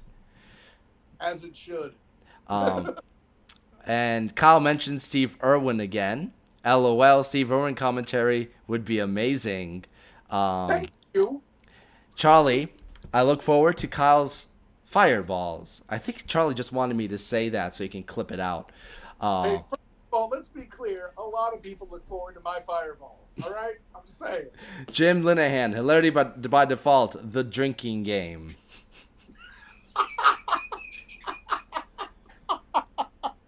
Let's move on. Bring it on. I will end with this one last part here. Signs. Green Mobster says Signs was filmed an hour from my house. That would be kind of creepy. I agree. That would be creepy. Moving on to number 3, Kyle. So a lot of people may have seen this pick coming, but it belongs somewhere in the top 5. And the people that might get mad about this, but I think it's an element of bias that it's a newer movie. I think that even it's ahead of its time with the commentary it was making. I can understand why people hate on Tom Cruise because he's kind of nuts, but I put Minority Report on this list. There's so many little things, so many little details, so much stuff I enjoy, so many things that it portrays that are possible that I'd like to see in computers but won't happen because business is business. And yeah, at the end of the day, who can really hate on a movie where Tilda Swinton is somewhere involved? I don't know if she's done a bad movie. At least none of the ones I've seen have been. So, yeah, I got Minority Report in there. Just like I said, there's so many small details that they get right in there that just keep you going along from the whole wood grain of the wooden spheres they carve into and all that, and the eye scans and all that. I enjoy it thoroughly. So yeah, I put Minority Report at 3. Minority Report is great. It's up there with Catch Me If You Can and Munich, I think, as some of his best films from that decade. My only issues with that film, I think that the third act is a little weak, but that can also be dependent on how you interpret the third act, and I'll leave it at that. When you said Tom Cruise Spielberg film, I'm like, I hope he doesn't go War of the Worlds on me. Please, Demos. You can accuse me of a lot of things, but I'm not the one that said Major League wasn't required reading. I recommended it. But no, Minority Report is a film that I think a lot of people have been talking about a lot more recently, especially when it comes to the idea of pre-crime or thought crime. That's one of those films that I think that is going to have not the supernatural aspect of it, but it's prescient in many, many ways, and it's a film I very much enjoy. My number 4, if you're talking about tone, is Number by 3. far the opposite of Minority Report. I'm talking E.T. the Extraterrestrial. It's the best boy and his dog movie of all time, from training the puppy to your domestic life to sending him to the farm at the end. Joyous and uplifting. Okay, that's a very interesting description, but I really think you picked it because the school has Indiana Jones as a principal. Oh, that's a deleted scene, so that would be a cheat. No, we talked about E.T. Oddly enough. We talked about it last week, and we mentioned the fact of the darkness of some of the scenes. It's frightening in many aspects, and it's one of the only films from my childhood that I actually, I know this is gonna sound corny, okay, but I probably wouldn't watch in the middle of the night. That scene. Short Circuit 2? Well, Short Circuit 2 is frightening in its own way, but having the monstrosity of this alien creature popping out in the middle of the night from the cornrows in the fog, to me is much more frightening than Johnny Five. E.T. it's masterful, and it's one of the occasions where the reason why I'm not talking about the scores in many of these films is for the obvious reason. Practically all of these have some of the best scores in cinematic history. We can do an entire video. Picking John Williams' top 5 would be much more harder than picking Spielberg's top 5 for me. Demos, I would need more than 2 days for that assignment. I'm just throwing that out there. That would be that would be one of the toughest challenges I would take upon this show. Maybe we'll do it now. But thanks, Demos. The marriage and the emotional uplift that you get in E.T. from its score, especially the bike scenes and the original escape from the police officers with shotguns, not walkie-talkies, is just one of my favorite moments from a film as a child, and one of my favorite moments in a film as an adult. Overall, fantastic film. Let's jump into the comments, because I'm interested to see what people thought about Minority Report making it to the top 5. Here comes the hate mail.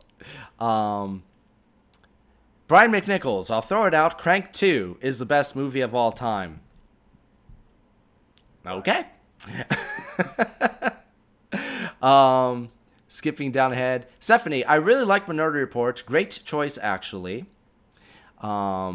Charlie, speaking on Tom Cruise, so long as he's a good actor who really cares what his personal life is like. And if you are talking about Tom Cruise, I agree. You should separate art from the person. Yes. And anybody that does the stunts that he does for the Mission Impossible films alone, I have some respect for. The same reason I have a lot of respect for Jackie Chan and what he did. Stephanie, Charlie, some people won't watch an actor or actress because of their personal life, which is stupid. And that's the best thing about America and our freedom here. If you don't want to, you don't have to. Boom. Wolf Cool, imagine getting Patreon exclusive uncensored videos. That is something we're talking about. But see, careful with that, Demos. I'll be saying Fireball a lot less. We'll find a way. We'll find life finds a way. Life finds a way. Fireballs find their target. Green Mopsa, is there a version with guns in it available? From my understanding, and this is one of the things I respected about Spielberg and that ticked me off about George Lucas's approach, when Spielberg did the special edition of E.T. and then released it on DVD, it had both versions. It had the special edition and it had the original version. To my knowledge, the original version of E.T. has always been available with every release. If I'm wrong, please let me know. But at least as far as my DVD copy, when it came out for the anniversary edition, it had both options available. At the end of the day, still not as bad as Greedo shooting first. I don't think, and to be honest, I think that's George Lucas's biggest misstep. I don't think people would give a damn about all this if he released both versions. Here's the original version, here's my special edition, have at it. Hell, even Ridley Scott and his 8 different cuts of Blade Runner, at least he makes them all available. And I think he does it so he can charge $200, so you have to buy 8 movies to get the Blu-ray edition. But the collector's box. Hey, you'll be asleep by Act 2 in all of them, so who cares? Let's skip ahead. Jim says E.T. not that great. Charlie says E.T. was terrifying as a kid. Demos always sounds corny. Thank you. That's the point. It's called hilarity by default. E.T. Wolfghoul says E.T. is okay, but not my favorite Spielberg movie. Apparently not a lot of people like E.T. I would put it as an honorable mention myself, partner. No offense. Oh, no worries. I'm sticking by it. I love that film. Charlie, gotta give props to people who are willing to do the dangerous stunts in terms of Tom Cruise. Not that they should be killing themselves for entertainment, but I mean that's still impressive. I agree. Drew Barrymore, Green Mobster says, Drew Barrymore's parents had the power to have all weapons pulled from a Spielberg movie. Crazy. It's interesting. I need to look into that, if that was an influence in the special edition. So, number 2, Kyle. Well, somebody earlier complained about the placement of a certain movie on your list, and somebody earlier uttered something about a Patreon edit-free version, so to speak. And I believe this person was so concerned with whether we can, he didn't stop to think whether we should. I have Jurassic Park at number 2. Listen, aside from the dinosaurs, which of course were great, how many wonderful one-liners do you have? Dr. Ian Malcolm, listen, I know there's a reason why he was made the main protagonist in The Lost World, and it's not Jeff Goldblum's fault that movie failed. Listen, the Apartments.com guy, the Grandmaster, he doesn't make movies bad, okay? That's just a fact of life. I don't care. If I got any thirstier about Jeff Goldblum, you'd have to call HR, Demos. But what I'll say about this is, he's not the only good performance. Say what you will. They would, maybe they spared no expense bringing in all this cast. See what I did there? But Richard Attenborough, man. Yeah, for the win. Laura Dern isn't in a lot, but this is definitely how I remember her name when I see her. Not Blue Velvet? Anyway, so, but, and of course, Sam Neill is Dr. Grant. Of course, he's supposed to be the straight man, but has his moments as well. The scene at the beginning establishing his character, where he very incorrectly and factually and accurately describes how lethal the carnivore of the velociraptor is to the kid, is a great scene, hands down. The movie in its entirety is fantastic, and not just because of the effects, although they do provide that spice that make it fantastic. They may have spared no expense, but they used the dinosaurs sparingly, which was a good move. They spared no expense, but hey, listen, when dinosaurs ruled the earth and the dinosaurs ruled, that said, when it was their turn to do so, I agree. And oh crap, and as far as scores go, listen, Jurassic Parks is another one that's a true winner.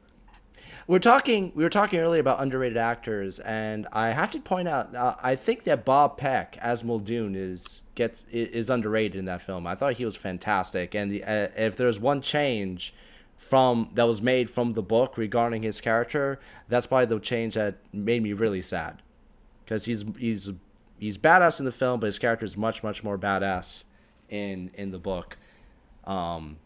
And I think a lot of people are agreeing with you. Oh my God, yes, definitely top 3, says Charlie. Stephanie says, Kyle, great, number 2 choice. Sam Neill, Richard Attenborough, Laura Dern, Samuel L. Jackson, such a great cast. Even hold on, Nedry and Muldoon are amazing. Thank you, Jim. Hello, man. Charlie agreed that music was amazing.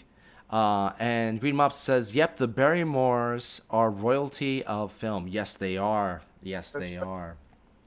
So, moving on to number 2 for me. You're And number 2. this is probably going to be the most shocking pick for me, because I think a lot of people would have expected this. See, if I had known you were going to make a shocking pick for 2, I would have segued with a hold on to your butts. I think a lot of people would have expected this to be my number 1, but it is by a tiny, tiny margin that could possibly change tomorrow. It is by a tiny margin my number 2, and that is Raiders of the Lost Ark, the ultimate adventure film, mystery, romance, action, whips, fedoras, and the wrath of God. No Tom Selleck mustache, though. Life for that movie. I love this film. I've talked about this film way too much on this channel.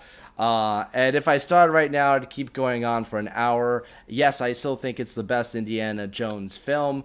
And it's one of those films, and one of the things that I think that really stand out to me about this film, and I think a lot of the sequels, especially as they went on beyond where they should have, was a problem. Is at least the focus was a little bit at least the focus of the film was more directed at its main character. It's an Indiana Jones film about Indiana Jones. He's not going around with an entire posse of people.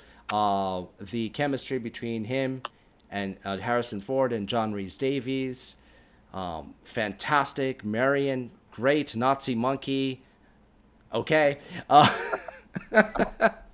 But from the opening boulder chase to the basket game to probably one of the greatest car chases ever put on film, to the ending, I'm at a loss for words, because any sentence I pick, I can keep going on and on and on and on and on about this film. It's such a damn good film. No, it is fantastic. And as a matter of fact, what I'm going to put as a disclaimer is somebody at some point made a rule that said we weren't going to have 2 of the same franchise in our lineup. So, yeah, I don't have Raiders on my list, but it certainly gets an honorable mention. Oh, that's it. That should be interesting. Yes, big, huge German tanks, Green Mobster. Last Crusade was so much better, says Jim. Charlie says I liked it. Charlie also says Kali Ma. That's Temple of Doom, but I appreciate it nevertheless. Don't know about number 2, but definitely top 10. Interesting. Wolfcool says Raiders and Last Crusade are the best, and plus Temple of Doom is not a sequel, it's a prequel. That is very true. And in the future, if we do one of the projects I've been hinting at from our Briscoe County Jr. videos, we may be doing Indiana Jones in a certain chronological order, and I'll leave it at that. So it is time, before we get to number 1, let's talk about some of our honorable mentions. Kyle, go for it. Sure. Listen, first of all, Raiders gets its love, no question. I mean, I never thought E.T. was a great movie per se, but you, of course, have to give its love and do a little honorable mention action on that as well. I mean, obviously, we're talking about Spielberg films. If we were talking historical stuff, I definitely would have thrown love and a half at Private Ryan. We all know that the Spielberg is really big into war movies in general, and that's kind of how we got his start as a kid, is filming little battle scenes and stuff like that, where they would step on a stick to make sand fly in the air to simulate an explosion, and they would evolve to use tricks like that in Private Ryan. Can't include it, but I had to. After all, how many movies have Tom Hanks, Ted Danson, Paul Giamatti, and Nathan Fillion in them all at the same time? And Vin Diesel. Sprinkle in a little bit of Barry Pepper. Yeah, I get they have the Iron Giant in there, but his character in that movie ticked me off. Well, you'll get your chance to talk about when we do our top 5 dramatic films. For me, it's been mentioned before, Catch Me If You Can. Extremely underrated. Great film. The Terminal gets a little bit of honorable mention love as well. I'm not a big fan of The Terminal. I have to admit. I think that the interesting thing is that for me, Spielberg, since the 2000s, I think that one of the weaknesses of his films is he's had trouble with some of his endings. And The Terminal is definitely one of those films where I think the ending felt very deflated. Catch You If You Can, that's the only part of the film where I felt like it didn't quite nail its ending. Kind of like North by Northwest. North by Northwest ends after the action is done. The epilogue was the joke. Duel. It was a made-for-TV movie he did in 1971, but it's been described as Jaws on the road. Very underrated. If you haven't seen Duel, check it out. No big names in it, at least from today's point of view, but it is a captivating thriller. I definitely very much recommend it. And obviously, I have to do a honorable mention to the only other two Indiana Jones films. And there's only 3 of them. I don't know why you keep having to justify yourself. There's this dark specter that just looms around me whenever I mention Indiana Jones. It looks like a prairie dog, and I don't know why. What the hell? The opening of that non-existent film. I would have said it looks like a monkey, but okay.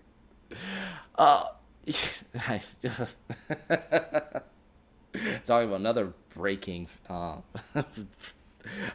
moment of that non-existent film. It looks like a monkey that fell out of a broken refrigerator. That's what it was. Yeah, let's keep going.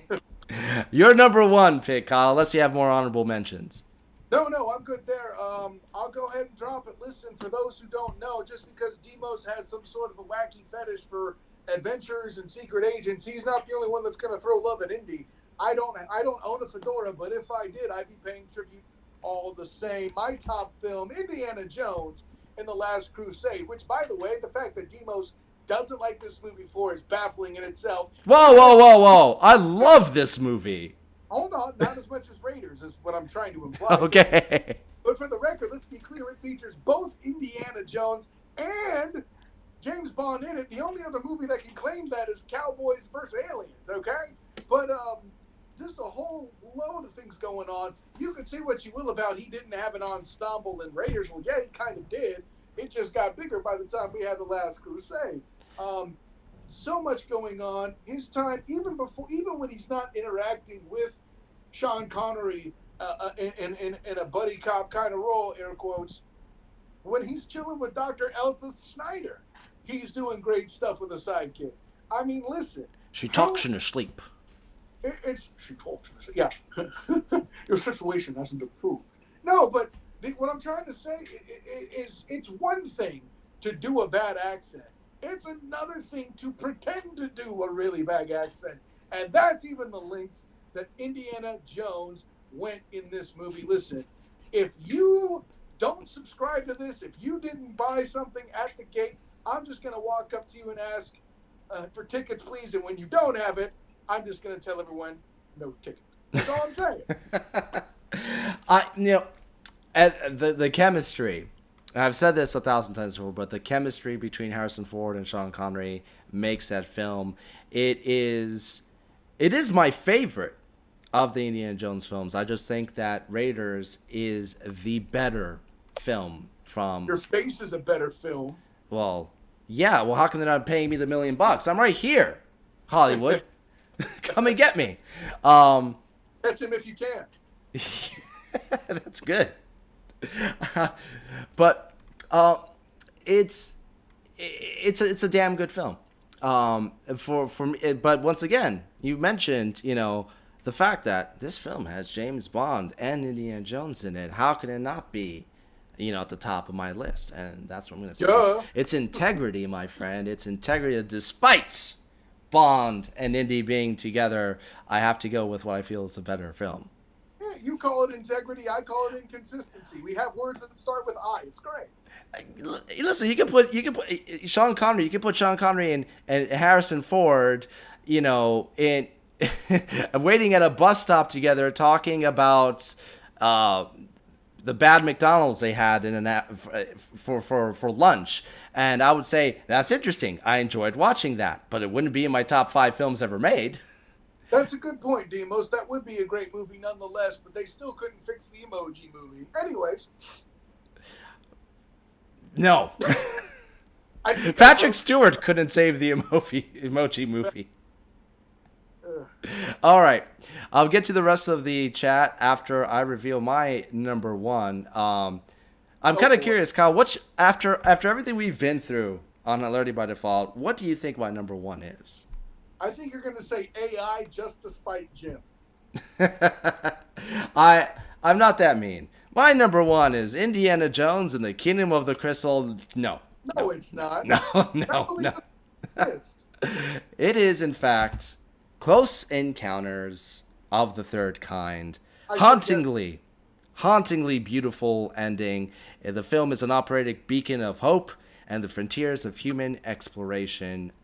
We did probably one of my favorite required viewings that we've ever done was on Close Encounters. And the ending of that film captures a very rare feeling that I've ever experienced watching any other. Something that is both terrifying and significantly beautiful. It's almost, and I know it's going to sound silly, but watching that ending is almost like a religious experience. It is moving, and it's almost incomparable for me.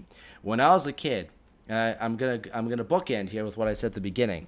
I was flipping through TV Guide and I saw the still and Stranger Things ripped this off or paid homage to it in one of its posters, but saw the still of the young boy with the door open and this big otherworldly orange glow coming in, spilling into the house.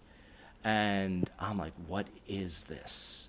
It is a journey into the unknown. And what makes Close Encounters much more interesting for me is that we're not talking ghosts, we're not talking vampires, we're talking about alien life, something that logically can exist. Now, whether you believe that UFOs and all that, okay, I'm not a believer in all that stuff, but logically speaking, it is within the realm of possibility. So it's like touching the hand of God. That film, not to mention the performances, specifically Richard Dreyfuss, the plight that character goes through in that movie, getting to the point where the obsession, he abandons his own family to follow this. It's a storyline that you wouldn't see in a film made today. It's very daring to do that, and it's not one that I agree with. That I say, oh yeah, that's a good moral. No. But it does add a dark layer of truth to the human condition, and what lies ahead of it, perhaps. Overall, it's a fantastic film, and that's that. I can keep going on and on about it, but I think I've made my point very clear. What are your thoughts on Close Encounters? Listen, when it comes to Close Encounters, some of the feels that you feel is a good reason to put it at the top. I find it to be a movie of many moments put together, which does not make it bad. That's why I don't have it as number one. But man, there's some iconic stuff in there, right? Like, listen, I'm not going to say a word. I'm just going to do this. You already know what I'm talking about. So, and the moving experience for me, as much as you talk about that orange glow, and it deserves its props, that moment where they start to lock in, that progression of chords is them actually trying to communicate through music, and they set up that big apparatus, whatever you want to call it, to communicate with the ship, and then you get that first, and like they got the question and the answer, and then somewhere in there comes the blah, blah. Like that's where I start feeling the move and the tingles and all that other stuff, because it doesn't have. There are musicians who will tell you that sort of chord happiness is in itself a religious experience. But like when they start to do that and that all happens, and then the machines start to interact and stuff blows apart and all this other stuff, that to me was the great part, and it leads into your orange glow. So hey, for me, that's the cigarette after the climax. And think about John Williams. Within 2 years, he went from dun-dun, dun-dun, to da-da-da-da-da. So he progressed. He added a few notes. It was fantastic. But added 3 notes. Booyah! No. But joking aside, how much as a composer, how much he was able to accomplish with that simplicity. Absolutely. And he didn't even have in his repertoire. He did it first, and he did it with the aliens. So let's get back to our chat, which I feel like I've neglected. Sorry about that. No, you're just holding off the Rotten Tomatoes for people to hate on our #1 picks. Wolfcool says Matt Damon was in Saving Private Ryan. Yes, Matt Damon shows up secretly in a lot of films. Matt Damon. I don't want to name them all, but from other sci-fi adventures to some teenage college frat comedies. So Matt Damon in our episodes as well, I come to notice. Green Mops, there are 4, but Kingdom of the Crystal Skull isn't acknowledged by pretty much everyone. Yes. Charlie says, "Oh no, Cowboys vs. Aliens. That was so bad." I don't think it was terrible. I thought it was mediocre. I don't think it's that bad, but it could be. It was better than Go. I think it's a case where my bias for both actors makes it a little bit more enjoyable, but overall I think the film is unstrikingly mediocre. Wolf Cool, Kyle roasts Demo's face. What? What? I have no idea, but there are a lot of crying emojis. It's probably a reference to something we said earlier. There you go. Wolf Cool, no, Indiana Jones 4 was bad. Yes. That's what we're trying to say. That's Jim, why I refuse to acknowledge it. Jim makes a religious allegory to me throwing up Kingdom of the Crystal Skull. Green Mopsa, I still never saw this, so no spoilers. My apologies. I don't think I gave away specifically what happened at the end. I think it was more so the feeling that I got at the end. So if that somehow spoiled it, I apologize. But I wouldn't say it, but what do I know? Yeah, listen, when it comes to Close Encounters, okay?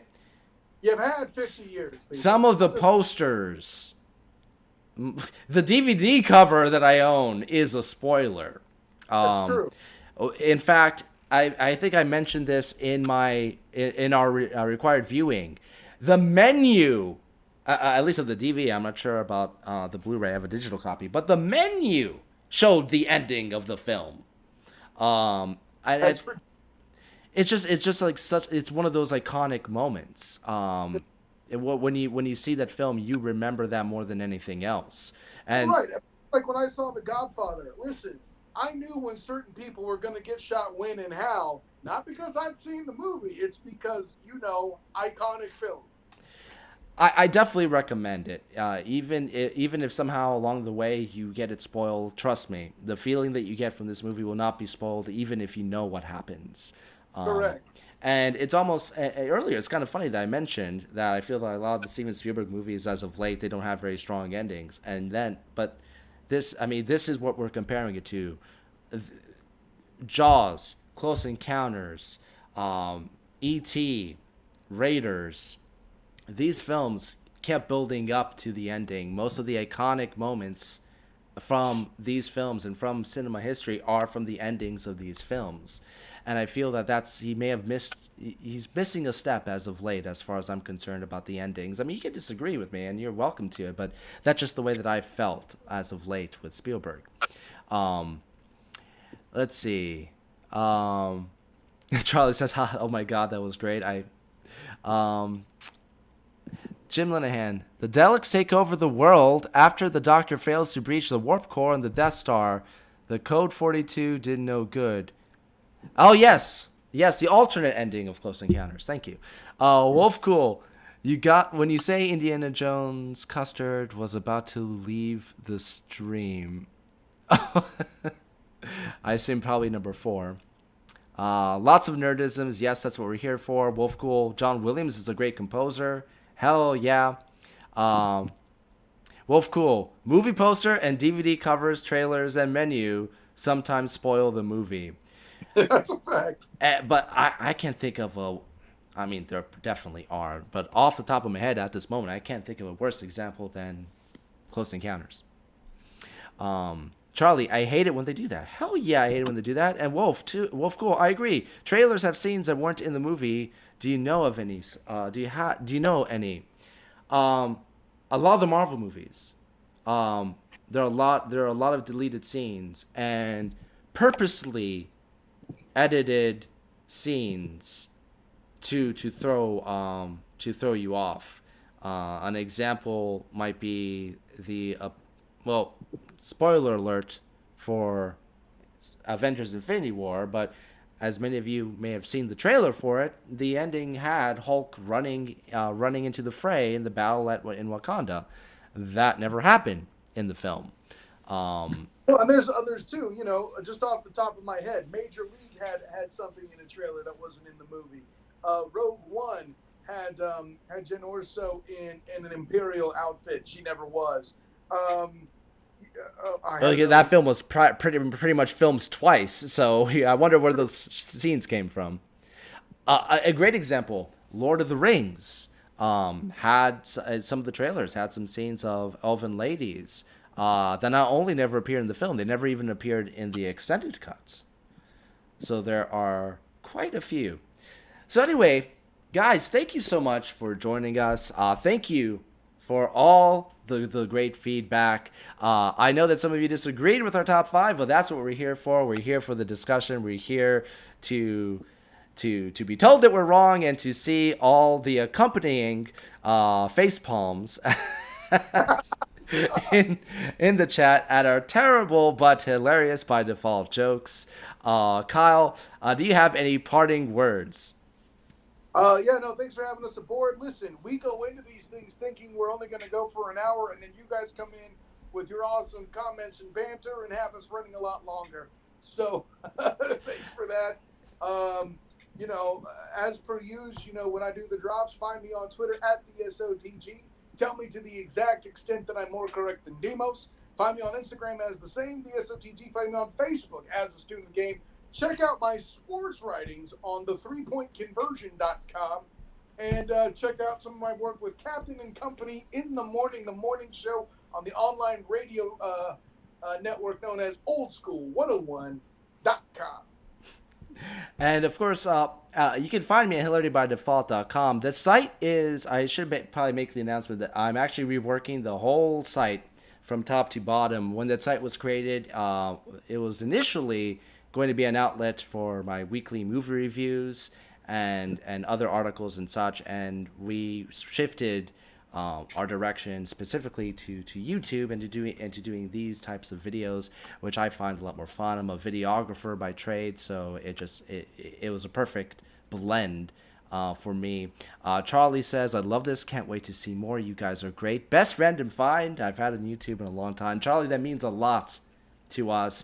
We don't do that much marketing. I'm not really that kind of guy that's gonna go around and keep pimping us out.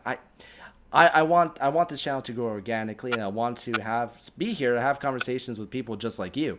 So the only thing I would ask is, if you guys like this channel, please share it with your friends. Invite them to join us in the chats every night, and we'll try to build a community right here, where I dare say the life is hilarious by default, even if Jim Linehan says that we're just tolerable. Thanks, buddy. Knowing Jim, that is the greatest compliment we can receive. So thank you, Charlie. Thank you for sharing. With that, good night, everyone. We'll see you next week at 9:30 p.m.